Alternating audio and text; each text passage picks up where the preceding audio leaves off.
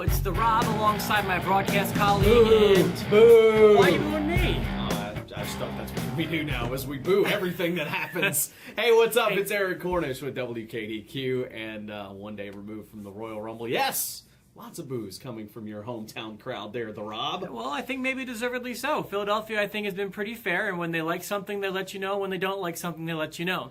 They did not like a lot of the Royal Rumble last night, and I can't say that I blame them. Well, we'll get to the Royal Rumble match coming up, but let's start earlier in the card. We can skip most of the items, but let's go to the World Heavyweight Title match. Can I start by boasting just a little bit? Sure. No, let's do it. Well, listen, we had 3 disagreements on the card, and I batted 1,000 last night. Nice job. Thank you. Congratulations. Including a side bet live when you asked who will be the first entrant, who will be entrant number 1, and I said it will be The Miz. Yeah, you had a great night last night. I did. I got to toot my own horn there for a second. So congratulations. Thank you.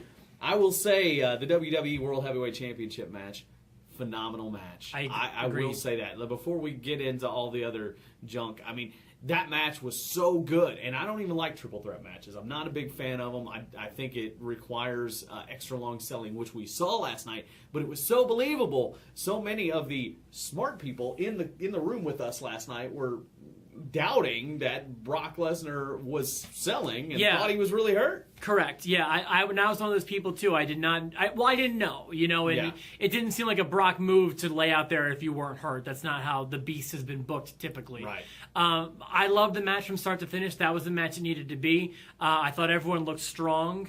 Nobody looked too weak. If anybody came off looking weak, it may have been the champ, but everyone got it over in that match, and it was good. And I think Rollins needed a big. My goodness. Yeah. That was a made moment for that guy. Mm-hmm. That match made his career. He came off looking so good in that, even in the loss and taking the pinfall. I mean, that guy, he's legit now. And that briefcase, I've worried about it, up to this point, like, man, if he cashes in, is it going to be legit? Are people going to buy it? But I buy it now after that match, 100%. This was the win he needed at the right time, and yeah, I agree. All of my memories of the match last night revolve around Seth Rollins, to be honest with you. So I thought that was good. I thought the rest of the undercard was a bit unremarkable. It's okay. The Ascension win was necessary. They got it. Right. Everything else was a bit forgettable, and like I said, it was just kind of there. And then came the Rumble. So coming off of it, originally I thought everybody's being a little too harsh on this, but we said, I mean, how long ago did I say, if they move forward with Roman Reigns, he will be the Batista of this year, and that's exactly what happened last night. The crowd turned on him, but it was all starting with one thing, and that was the way that Daniel Bryan was booked in this match. And then everything else kind of went downhill from there. Well, that was the big problem. I would say the Rumble in general was terribly booked, starting with Daniel Bryan. Yeah. I totally get him not winning it. I'm okay with that. But he should have been in there much longer, if not till the end.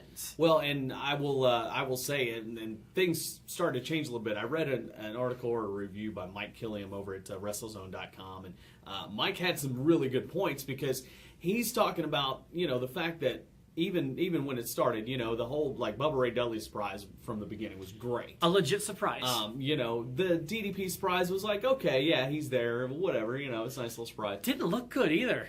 No, he got blown up. I mean, he needs to do some yoga. Yeah, he should really try this DDP yoga. But I'm not even joking. Like, he was almost 60 years old. Well, he looked fine, but yeah, he blew up really fast. Yes, he did.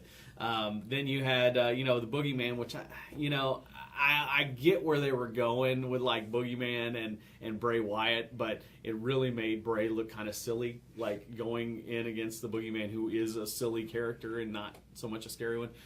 So that was a problem. And then I'm not sure if the cue was off, like, if Bray did his promo one guy too early. Right. Like, because the more I thought about it, it's like he made his challenge and out comes Zack Ryder, and you think, well, maybe Zack's going to have something here, and he was just another one of those guys. So, yeah, I don't know what happened there. I thought the other big problem besides Daniel Bryan was, I almost feel like this was a botch. The bell rang too early. Right. And I don't think that it was supposed to ring. I think that maybe the timekeeper got a little trigger happy because Rusev was still in the match, and I think they wanted Rock to come out before the bell rang. Yeah, I agree. But he came out after the bell rang.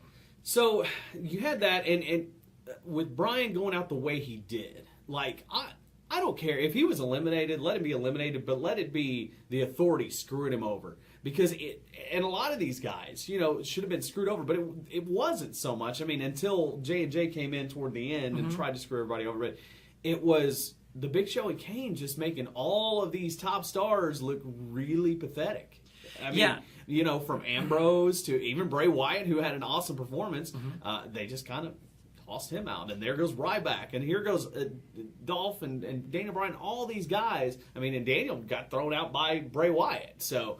the look on his face makes me think that they're going somewhere with it, but it still wasn't right for him. But it was so, like I said, unremarkable. It didn't stand out at all. It was like the way Ryder got eliminated. And then how about Rusev? Like I don't understand that part. Like I understand him having a good performance. I understand him going down to the last two with Roman Reigns. But what I don't understand was him hiding under the ring, because that's not a Rusev thing to do. Agreed. And if that was going on, like, what? And if you're going to go, I don't get it. I don't get that. If you're going to go the hiding under the ring road, maybe he should have won. You know, you're right. It wasn't the way Rusev would have worked. But again, in so many ways, here is Roman Reigns, who just unfortunately, because he's not a bad wrestler.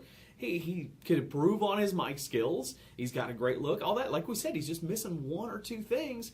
But no fault of his own, all of a sudden becomes this mega heel, so to speak. And then people are cheering Rusev, which is exactly what happened last year to Roman Reigns when it was Batista. So, Rusev, good luck next year when they push you to the moon, buddy. That's all okay. Well, where do we go from here? Does he win the title at WrestleMania? I'm telling you right now, he does not deserve to yet. And I'm not saying I don't hate Roman Reigns. I don't think he deserves to. I tell you who deserves that title right now, deserves that WrestleMania moment, and it's not Daniel Bryan. That is Seth Rollins. Many other choices. I think both Shield members are better choices than Roman Reigns. Yeah, but he will. I think he will win the title at WrestleMania, and he'll have a lackluster run. Or a run on par with what we've been getting from him lately. Well, I mean, and the audience has changed. The plans for WrestleMania before. Might he not even make it there? I don't know. Or does he make it there? Does he win the belt? And does Rollins cash in? Well, I also think Philadelphia was a bit more vocal than the norm. Sure. But WrestleMania will be too. Yes, it will. So you have to keep that in mind. I think further down on the road to WrestleMania, they're not going to be as tough on him as they were last night. But time will tell. I want one last thing from you, if you don't mind. Give it a letter grade. Give last night's show an A through F. Man, I'm going to give it a C, and only because... the title match was the only thing that was really, really good. Now, we enjoyed parts of the Rumble until the booking started coming in. Seeing the guys and getting that excitement is like, that's cool. But, like, you still have to book it right. And I truly believe that it just didn't hold up last night. And I'll give the whole show a C. I give it a C-. I feel like there was one great match, and the title match was great. But the rest of the show was poor or forgettable. The Rumble was bad. Like, I feel like that will be one of the worst Rumbles, of the 29 or 30 or however many there have been. The booking was just off. It was not written well. So I give it a C-. It was a fun night, but it wasn't a great show. Well, let's talk about some of the good things maybe coming out of this pay-per-view real quick. Does Bubba Ray hang around? No. Okay. Do you think? I think he does. I think he does. And I think what they need from him right now, I mean, look at that heel roster right now. It is so thin. And, I mean, you could definitely tell it in the Rumble itself. You've got Rusev and you've got Rollins, and you got an aging Big Show and Kane. That's really all you got.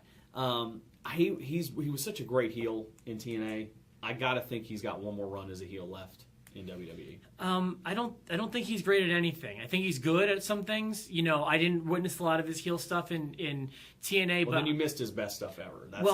I guess so, but I think if they were going to let go of him in 2006 or whenever they did it, I don't think he's won a lot of people over since then in the company. Personally, okay. I haven't read anything. I don't know if there's plans for him in the future or not, but I don't see him sticking around. What's next for Daniel Bryan? I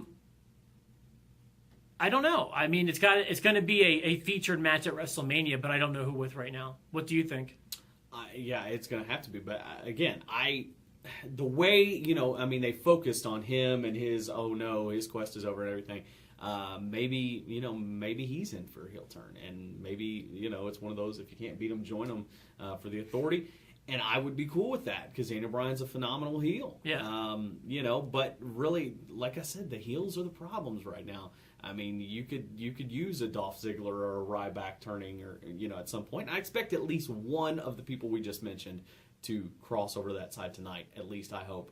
But as for right now, I mean, trending last night, #cancel WWE Network crashed their cancellation page last night. This is not a good sign, and they better write things, or we're just on the same old bumpy road to WrestleMania that we were last year at this time. We will keep you updated on every single bump along the road to WrestleMania. Thank you for watching this week's Enhancement Talent. Feel free to subscribe to our videos to get them before everybody else, and of course, for myself, the Rob, and for Eric Cornish, have a good one, and try not to boo too loud.